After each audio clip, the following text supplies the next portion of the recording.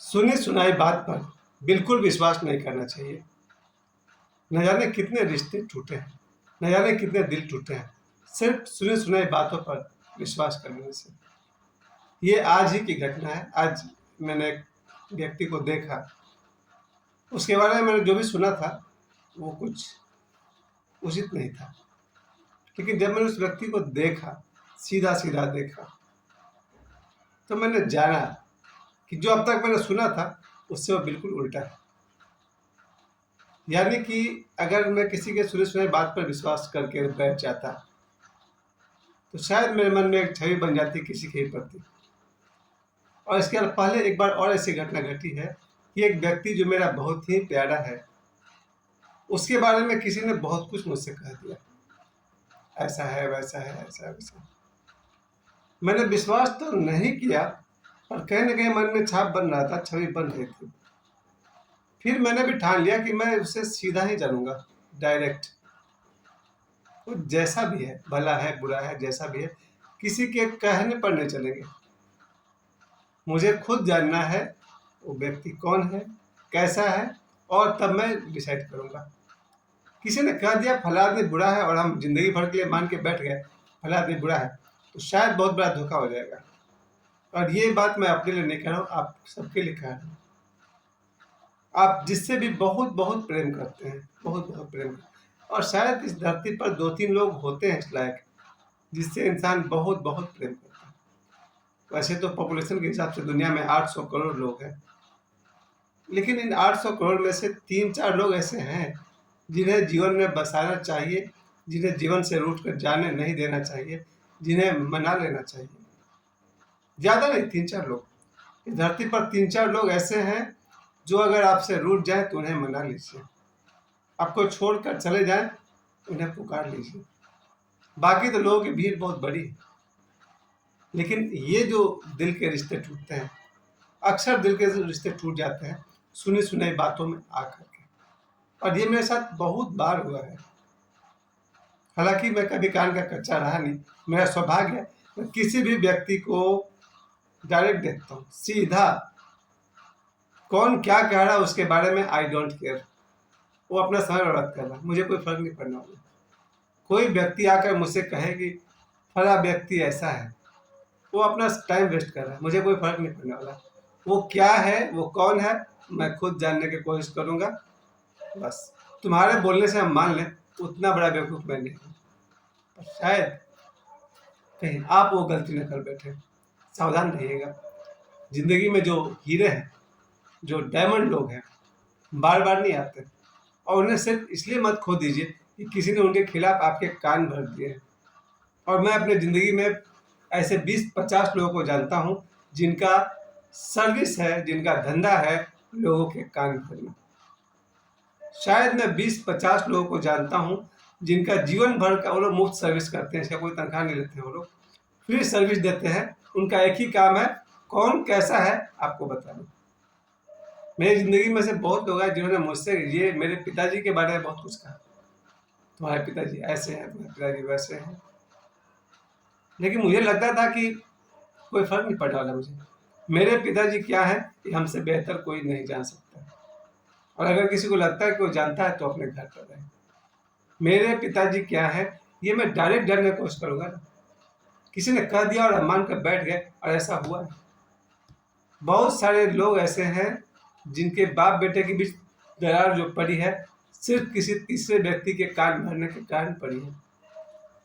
कुछ लोग माँ के खिलाफ भी शिकायत थे, अरे तुम्हारी माँ ऐसी है, तुम्हारी माँ वैसी है। और एक बार विश्वास भी हो जाता है कि सही बोल रहा है, ये मेरी माँ वैसी है, और फिर हमेशा के लिए माँ बेटे के बीच दरार पड़ जाती है। मैं ऐसे लोगों को जानता हूँ जिन्होंने दूसरे की बातों में आकर अपनी माँ के साथ संबंध बिगाड़ लिए। जीवन भर माँ बेटे का संबंध झगड़ा से भरपूर रहा, केवल वो दूसरे के बातों में आकर के। किसी ने कह दिया तुम्हारी माँ खराब है, तो उसने मान लिया मेरी माँ खराब है, और जिंदगी भर माँ से वो लड़ता झगड़ता रहा। किसका जिंदगी बर्बाद हुआ, उस कान भरने वाले का या इस माँ बेटे का? तो माँ बेटे के बीच भी लोग कान भर दे, जहर भर दे, ऐसे लोग की कमी नहीं है। अपनी माँ को हम जानेंगे ना, डायरेक्ट जानेंगे ना, किसी के भाया जानेंगे। माता पिता के बाद में आखिरी बात मैं कहूँगा, पति पत्नी की बात करूँगा, उससे पहले भाई बहन की बात मैं कर लूँ। भाई भाई में जितना विवाद मैंने जिंदगी में देखा है अनलिमिटेड, मैं उस पर किताब लिख सकता हूँ। सैकड़ों पेज का, 500 पेज का बुक लिख देंगे जहाँ भाई भाई के बीच विवाद हुआ है। उसमें भी ये थर्ड पर्सन का रोल होता है। कोई एक आदमी भाई के कान में भरते जाता, तेरा भाई ऐसा है, तेरा भाई ऐसा है, तेरा भाई ऐसा है। सुनते सुनते वो आदमी कि मेरा भाई ऐसा है, और फिर भाई भाई के बीच दूरी बढ़ती जाती है। उस कान भरने वाले का या इन दो प्रेमी भाइयों का। मेरा भाई है तो उसको मैं डायरेक्ट जानूंगा ना, कि तुम जो कहोगे वो मानूंगा। ऐसी मूर्खता कभी नहीं करना। कोई भी अगर आपके भाई के खिलाफ आपसे कुछ कह रहा है, उसे सादर प्रणाम करके नमस्ते करिए। और क्यों अपना टाइम वेस्ट कर रहा है? मेरा भाई क्या है वो हम पर छोड़ दो।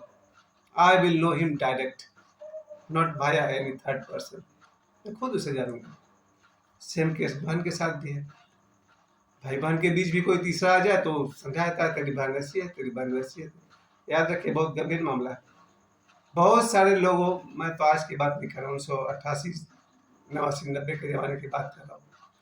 तब भी अगर कोई आदमी ने किसी से कह दिया तुम्हारी बहन ऐसी है, अल्ले भाई बहन के बीच लड़ाई झगड़ा मारपीट युद्ध शुरू हो गया।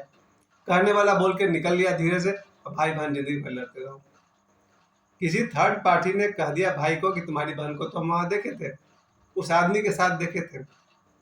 अब उस आदमी ने ना बहन से कुछ पूछा, वो सीधे ही विश्वास कर लिया कि हाँ मेरी बहन ऐसी होगी, दे देना दन। भाई खराब हो गया, किसकी वजह से? थर्ड पार्टी की वजह से।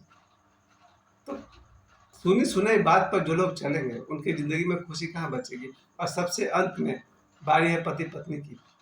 पति पत्नी के जिंदगी में जहर घोलना है बहुत आसान है, क्योंकि पति पत्नी का द डीपेस्ट लव।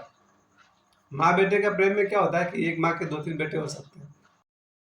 एक पत्नी के एक पति होता है, एक पति का एक पत्नी होती है, एक बहन के अनेक भाई हो सकते हैं, एक माँ के अनेक बेटे हो सकते हैं, एक बाप के अनेक बेटे। एक पति पत्नी एक ऐसा रिश्ता है जहाँ वन बाय वन एक पति का एक ही पत्नी होती है और एक पत्नी का एक ही पति होता है। इस पति पत्नी के बीच अगर कोई जहर भर दे, पूरा लाइफ चौपट। इस पर मैं बहुत बड़ा पार्ट वाइज किताब लिख सकता हूँ। वो है ना उनका चंद्रकांता संतति, उतना बड़ा किताब लिख दूंगा। चंद्रकांता संतति, या फिर प्रेमचंद का मानसरोवर भाग 1 से लेकर भाग 8 तक। पति पत्नी के बीच सबसे ज्यादा जहर बोया जाता है। पति के दिमाग में भर दिया जाता है तेरी वाइफ ऐसी है, तेरी वाइफ ऐसी है, तेरी बीवी ऐसी है, तेरी बीवी ऐसी है। अब वो पति बिना कुछ पूछे पत्नी पर टूट पड़ता है, लाइफ बर्बाद हो जाता है। बात तलाक तक आ जाती है, झगड़े हो जाते हैं, मारपीट हो जाती है पति पत्नी के बीच में, मामला कोर्ट तक चला जाता है, और न जाने क्या क्या हो जाता है। और ये तीसरे व्यक्ति को क्यों मजा आता है एक पति के कान भरने में कि तेरी बीवी ऐसी है, तेरी बीवी वैसी है, तेरी बीवी इससे बात करती है, तेरी बीवी वहां जाती है। पति पत्नी जीवन भर लड़ते रहते हैं या फिर तलाक हो जाता है, क्योंकि पति कान सुने बात पर विश्वास कर लेता है। और दूसरी तरफ पत्नी, पत्नी के साथ भी ऐसा हो सकता है। पति पत्नी में बहुत बढ़िया प्रेम हो, कोई पत्नी से जाकर कह दे तेरा हस्बैंड तो ऐसा है, कमा के उसको देता है, उसको गिफ्ट देता है, उससे मिलता है, उससे बातें करता है। रोज रोज कहिएगा तो पत्नी भी तो बेचारी भगवान का अवतार नहीं है ना। धीरे धीरे उसको भी विश्वास होने लगता है शायद मेरा पति वैसा हो। और पति पत्नी के बीच लड़ाई झगड़े दूरी, मजा लेता है वो थर्ड पार्टी जिसने पत्नी के कान में जहर भरा था। न जाने कितने पति पत्नी का जीवन तबाह हो जाता है, बर्बाद हो जाता है उस कान भरने वाले व्यक्ति की वजह से। पर पत्नी का दोष इसमें इतना ही है कि उसने कानों सुनी बात पर विश्वास कर लिया, नहीं करना चाहिए था।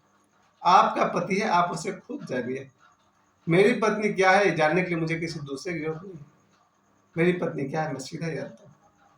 और अंत में बारी आती है लवर्स। ये जो प्रेम प्रेमिका का मामला होता है, पति पत्नी से जरा सा ही कम होता है।